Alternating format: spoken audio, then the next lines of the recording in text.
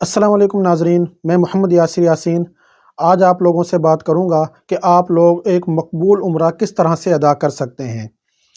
तो देखें नाज़रीन, उम्रा के अंदर 6 अरकान ऐसे हैं कि जिनको अगर आप सही तरीके से अदा कर लें तो आप लोगों का उम्रा अदा हो जाएगा और इंशाअल्लाह कबूल भी होगा। लेकिन उन 6 अरकान को सीखने की ज़रूरत है। वो 6 अरकान बिल्कुल आसान हैं और उनको सीखना इंतहाई आसान है, लेकिन इंसान के इल्म में होना चाहिए कि वो क्या कर रहा है, क्या नहीं कर रहा। दुनिया का कोई भी काम हो, उसको पहले सीखा जाता है, फिर किया जाता है। बगैर सीखे कोई काम भी नहीं किया जाता। अल्लाह ताला के हम पर बेतहाशा एहसानात हैं और हर रोज़ अल्लाह ताला अपनी नेमतों से हमें नवाजता है। तो जिनमें से एक नेमत अल्लाह की ये भी है, एक एहसान ये भी है कि अल्लाह पाक हमें अपने घर के लिए कबूल फरमाता है। तो हमारी भी ज़िम्मेदारी है कि हम वहाँ पर जाकर जो अमाल हम लोगों ने करने हैं, वो हम लोग पहले सीखें और फिर वो अदा करें।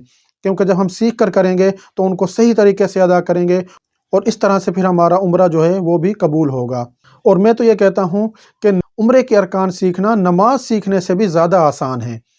आज मैं आप लोगों को इंतहाई अहम पॉइंट जो आम तौर पर लोग गलती करते हैं और उनको पता भी नहीं होता कि हम क्या चीज़ गलत कर रहे हैं, तो मैं आज आप लोगों को वो तमाम चीज़ें बताऊंगा। इसलिए आप लोगों ने मेरी वीडियो को स्किप नहीं करना, क्योंकि अगर एक भी पॉइंट आप लोगों से मिस हो गया और आप लोग कोई अरकान सही तरह से अदा ना कर सके तो आप लोगों पर अल्लाह ना करे कि दम भी वाजिब हो सकता है और फिदिया भी वाजिब हो सकता है। तो इसलिए इन चीज़ों से बचने के लिए, इन परेशानियों से बचने के लिए आप लोग वीडियो को पूरा देखें और मेरी वीडियो को लाइक कर दें, शेयर कर दें, मेरे चैनल को सब्सक्राइब कर लें और बेल वाली बटन पर क्लिक कर दें ताकि मेरी हर आने वाली नई वीडियो आप लोगों तक पहुंचती रहे। क्योंकि मैं इस पर मज़ीद अभी उम्रे से रिलेटेड तवाफ़, सही और कौन-कौन सा सामान और रियाजुल जन्नह का परमिट किस तरह से लेना है, इन तमाम चीज़ों के ऊपर भी मैं अभी वीडियो बनाऊँगा। तो आइए चलते हैं अपने उन 6 अरकान की तरफ।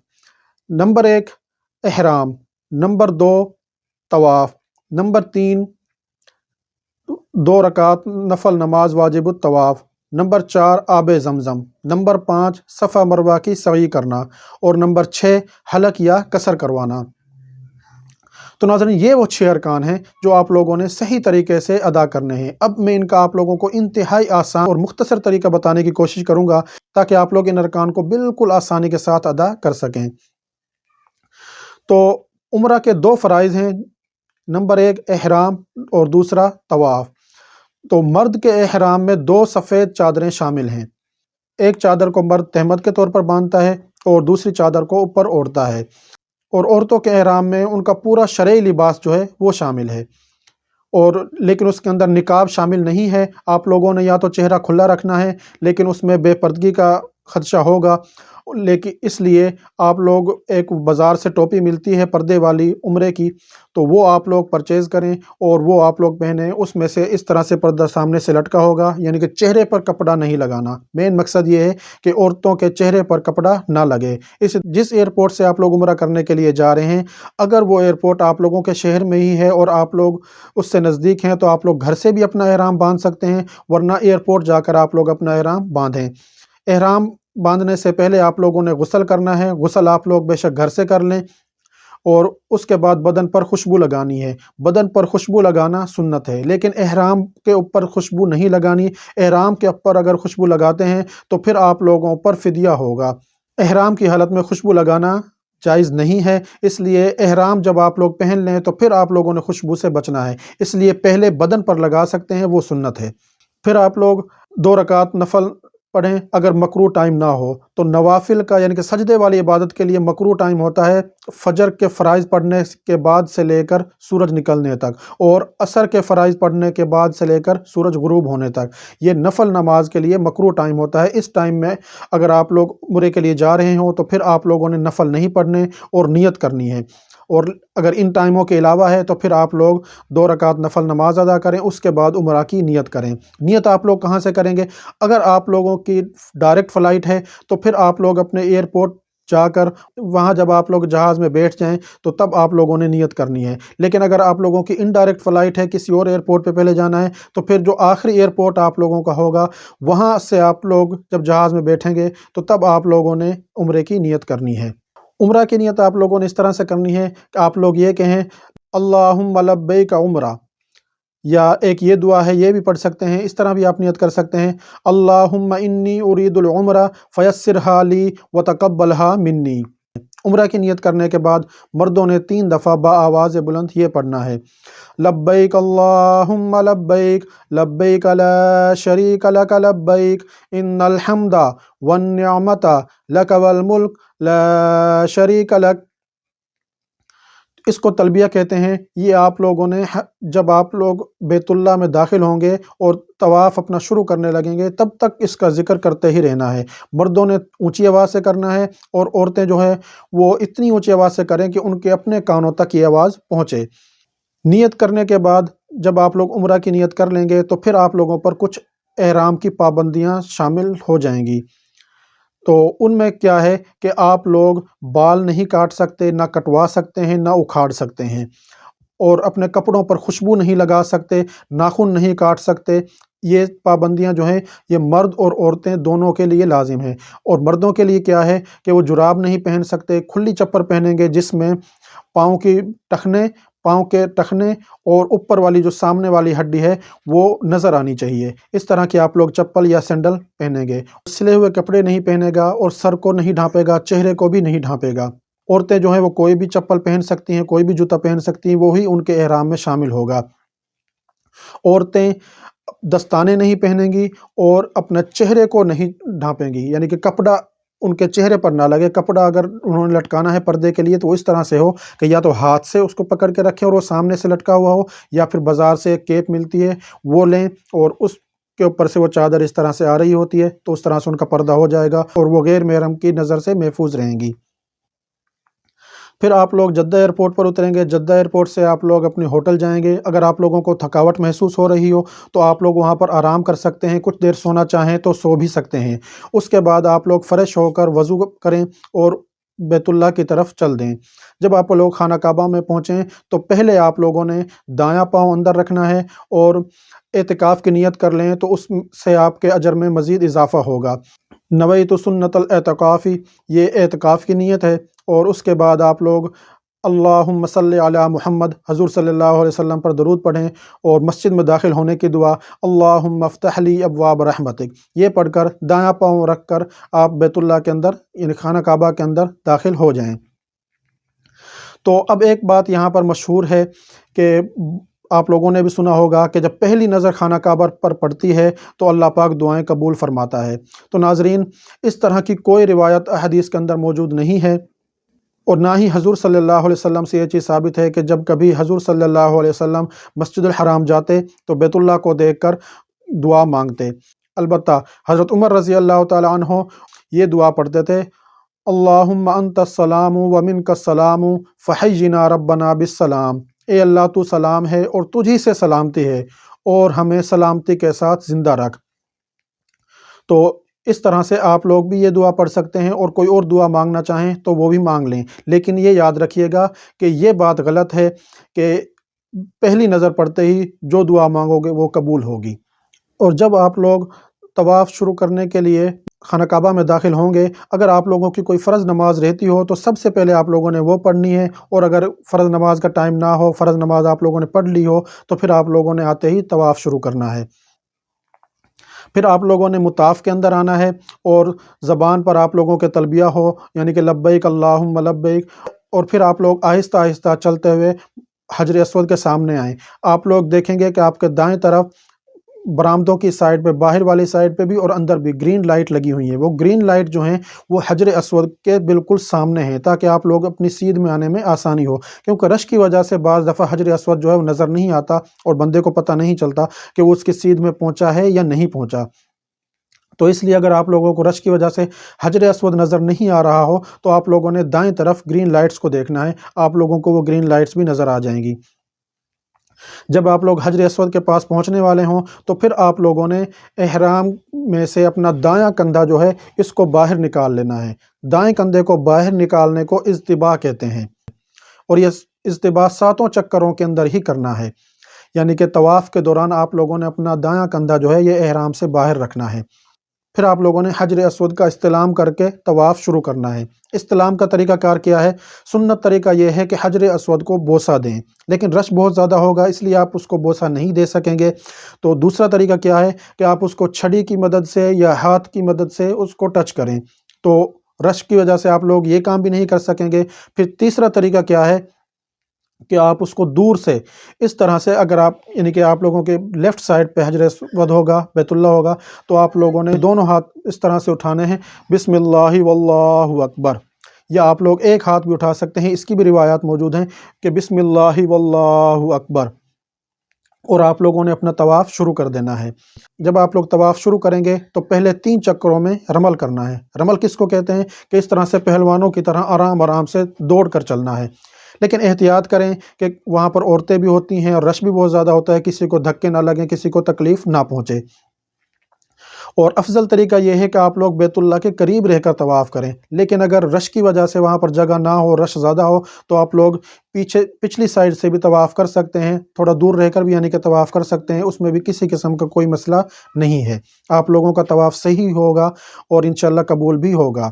رمل کے جب 3 چکر آپ لوگوں کے مکمل ہو جائیں تو پھر آپ لوگوں نے یہ پہلوانوں والی جو چال ہے یہ چھوڑ دینی ہے اور پھر بالکل آرام کے ساتھ چلنا ہے۔ اب آپ لوگوں نے ان چکروں کے اندر پڑھنا کیا ہے، کون سی دعائیں پڑھنی ہیں؟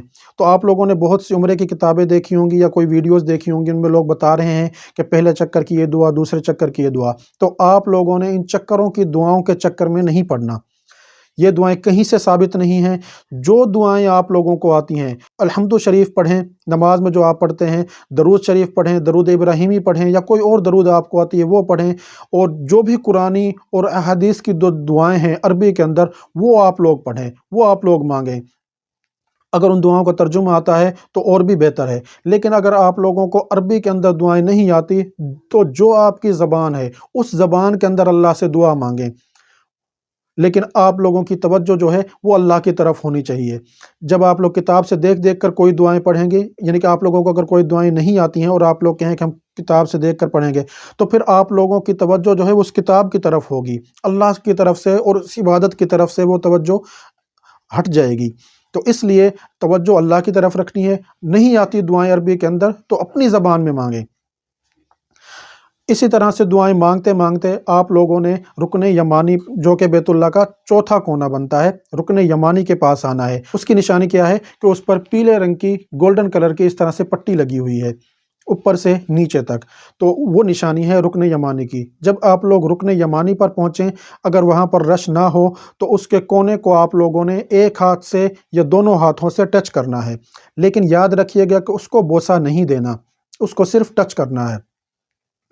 اور اگر رش ہو تو پھر اس کو جس طرح سے حجر اسود کو ہم نے استلام کیا تھا، اس طرح سے اس کو نہ کوئی اشارہ کرنا ہے رکن یمانی کو، نہ اس کا استلام کرنا ہے، نہ اشارے سے اس کو چومنا ہے، بس سیدھا گزرنا ہے۔ اور رکن یمانی کے سے لے کر حجر اسود تک آپ لوگوں نے یہ دعا پڑھنی ہے، ربنا آتنا فی الدنیا حسنہ وفی الآخرۃ حسنہ وقنا عذاب النار۔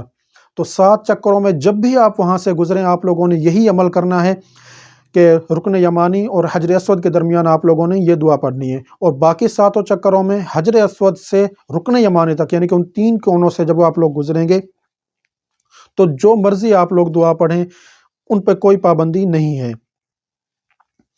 اور اب میں آپ لوگوں کو کچھ اس کے اہم مسائل بتاتا ہوں طواف کے کہ وہ کون کون سے ہیں، جن میں سے پہلی چیز یہ ہے کہ جب آپ لوگ طواف کر رہے ہوں گے تو آپ لوگوں کے بائیں طرف خانہ کعبہ ہوگا اور دائیں طرف خانہ کعبہ کے جو بلڈنگ برآمدے وغیرہ ہیں وہ ہوں گے، تو نہ آپ لوگوں نے بلڈنگز کی طرف دیکھنا ہے اور نہ ہی آپ لوگوں نے خانہ کعبہ کی طرف دیکھنا ہے، صرف آپ لوگوں نے سیدھے چلتے ہوئے نظریں نیچے رکھیں اور طواف کرنا ہے۔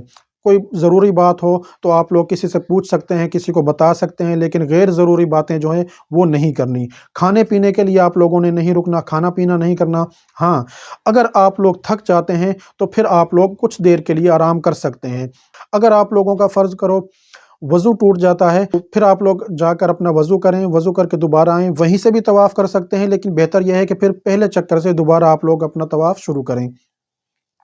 طواف کے دوران اگر نماز کا وقت ہو جاتا ہے تو آپ لوگوں نے اسی جگہ پر نماز پڑھنی ہے، اور اپنا کندھا، کیونکہ آپ لوگوں نے احرام سے باہر نکالا ہوا تھا، نماز کے لیے کندھے کو ڈھانپ لینا ہے لیکن سر پر کپڑا نہیں رکھنا، کوئی ٹوپی کوئی رومال وغیرہ نہیں لینی، اور پھر اس کے بعد آپ لوگوں نے دوبارہ طواف شروع کرنا ہے اور اپنا کندھا جو ہے وہ احرام سے باہر نکال لینا ہے۔ ہر نماز کے بعد وہاں پر تقریباً نماز جنازہ ہوتا ہے، نماز جنازہ بھی کیونکہ چند منٹ کے اندر ہو جاتا ہے تو کچھ دیر کے لیے آپ اپنا طواف مؤخر کر سکتے ہیں، تو آپ لوگوں نے نماز جنازہ بھی وہاں پر پڑھنا ہے۔ ایک اہم چیز جو آپ لوگوں کو کسی نے نہیں بتائی ہوگی وہ یہ کہ جب آپ لوگ طواف کر رہے ہوں تو آپ کا سینہ جو ہے وہ بیت اللہ کی طرف نہ ہو، اور نہ ہی آپ لوگوں کی پیٹھ بیت اللہ کی طرف ہو، کیونکہ اگر آپ لوگوں نے کچھ قدم بھی اگر اس طرح سے چلے کہ آپ کا سینہ بیت اللہ کی طرف ہوا یا پیٹھ بیت اللہ کی طرف ہوئی تو یاد رکھیے گا کہ آپ کا طواف نہیں ہوگا، اور طواف فرض ہے، اگر طواف نہ ہو سکا تو پھر آپ لوگوں کا عمرہ بھی نہیں ہوگا، اور یہ وہ چیز ہے، فرض چیز وہ ہوتی ہے کہ اگر آپ اس کا دم بھی دیں تب بھی وہ ادا نہیں ہوگی۔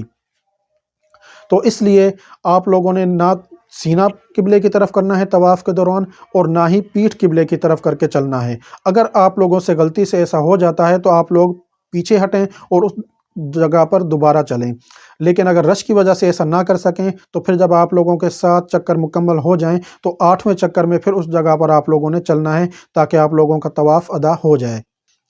اور ملتزم پر جانا سنت ہے، وہ دعا وہاں پر قبول ہوتی ہے، لیکن چونکہ اب ایسا ہے کہ خانہ کعبہ کے غلاف ملتزم ان جگہوں پر خوشبو لگی ہوتی ہے، اگر آپ لوگ وہاں پر جائیں گے تو آپ کے احرام میں بھی خوشبو لگے گی، اور عمرہ کی حالت میں آپ لوگ احرام پر خوشبو نہیں لگا سکتے، تو اس لیے آپ لوگوں نے ملتزم پر اگر آپ لوگ جائیں تو تھوڑا پیچھے ہو کر کھڑے ہو جائیں اور وہاں پر دعا مانگیں، ملتزم کے ساتھ نہ چمٹیں۔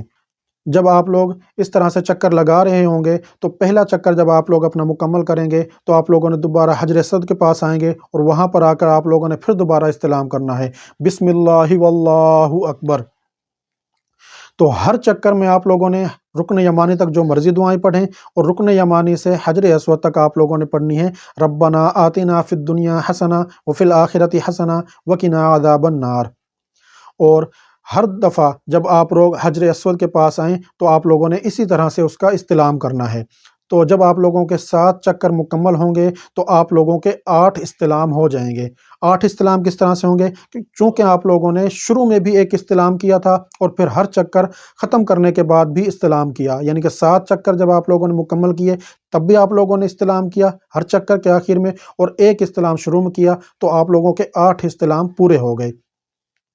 اب آپ لوگوں نے آنا ہے مقام ابراہیم کے پاس، وَاتَّخِذُوا مِن مَقَامِ إِبْرَاهِيمَ مُصَلَّى، مقام ابراہیم کو جائے نماز بناؤ۔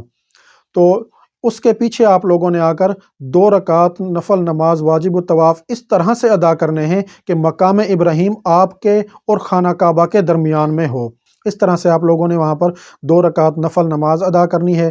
پہلی رکعت میں آپ نے قل یا ایھا الکافرون یہ صورت پڑھنی ہے، اور دوسری رکعت میں سورۃ الاخلاص یعنی قل ھو اللہ احد یہ پڑھنی ہے۔ اگر وہاں پر آپ لوگوں کو جگہ نہیں ملتی تو آپ لوگ کسی بھی جگہ پر یہ نوافل ادا کر سکتے ہیں، آپ کے نوافل ادا ہو جائیں گے۔ ان نوافل کو ادا کرنے کے بعد آپ لوگوں نے وہاں پر بیٹھے بٹھائے خوب دعائیں مانگنی ہیں، یہ دعاؤں کی قبولیت کا ٹائم ہوگا۔ تو ان دعاؤں سے جب آپ لوگ فارغ ہوں تو آپ لوگ آب زمزم پینے کے لیے جائیں، یہ آپ لوگوں کا چوتھا عمل ہو گیا۔